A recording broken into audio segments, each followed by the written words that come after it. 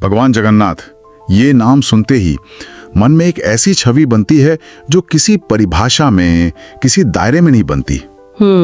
उनकी वो विशाल गोलाकार आंखें, अधूरी भुजाएं, ऐसा लगता है जैसे ये स्वरूप जानबूझकर गढ़ा गया है ताकि हम सवाल पूछें। बिल्कुल। वो सिर्फ विष्णु का एक रूप या उड़ीसा के देवता नहीं है, वो करुणा का एक अनंत सागर है जो राजा, रंक, पंडित, अनपढ़ में कोई भेद ही नहीं करते। सही बात है। आज हमारे पास जो स्रोत है वो हमें इसी रहस्य की गहराइयों में ले जाते हैं।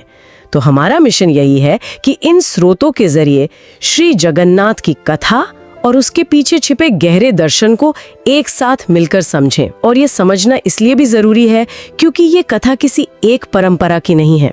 इसमें आपको आदिवासी भक्ति, मतलब शबर संस्कृति का वो भोलापन, वो शुद्ध प्रेम दिखेगा, और दूसरी तरफ वैदिक परंपरा का ज्ञान और वैभव भी। स्कंद पुराण जैसे ग्रंथ यही तो बताते हैं कि कैसे दो अलग अलग आस्था की धाराएं मिलकर एक महासागर बन गईं। अद्भुत संगम है ये तो। जी, एक ऐसा संगम जहां ईश्वर किसी एक का नहीं बल्कि सबका हो जाता है। बिल्कुल। तो चलिए कहानी की शुरुआत वहीं से करते हैं जहां से ये संगम शुरू हुआ, नीलाचल प्रदेश के घने जंगलों से। यहाँ एक शबर भक्त थे, विश्ववसु, और उनके जीवन का केंद्र थे भगवान नीलमाधव। अच्छा, तो स्रोतों में उनकी भक्ति के बारे में क्या खास बताया गया है? क्या ये कोई शास्त्रीय पूजा पाठ थी? नहीं, बिल्कुल नहीं। और यही तो इसकी सबसे बड़ी खूबसूरती है। विश्ववसु की भक्ति में कोई शास्त्रीय कर्मकांड नहीं था, कोई मंत्रोच्चार, कोई यज्ञ, कुछ नहीं।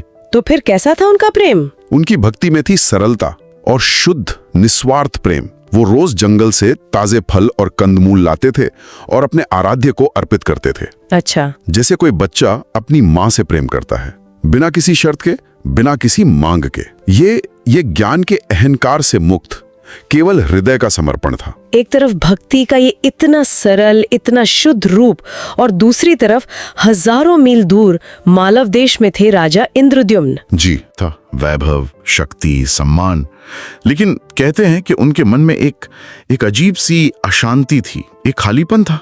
हाँ, उन्हें सपनों में बार बार एक दिव्य देवता के दर्शन होते थे, एक नीलवर्ण आभा वाले, करुणामयी आंखों वाले देवता जो उन्हें अपनी ओर खींचते थे। और वो सपना इतना प्रबल हो गया कि राजा के लिए बाकी सब कुछ अर्थहीन हो गया। उन्होंने एक संकल्प ले लिया जो किसी भी राजा के लिए बहुत बड़ा होता है। क्या संकल्प था वो? उन्होंने कहा, जब तक उस परमात्मा के दर्शन ना कर लो, इस जीवन की सार्थकता क्या। ये एक राजा का राजपाट छोड़कर सत्य की खोज में निकलने का दृढ़ निश्चय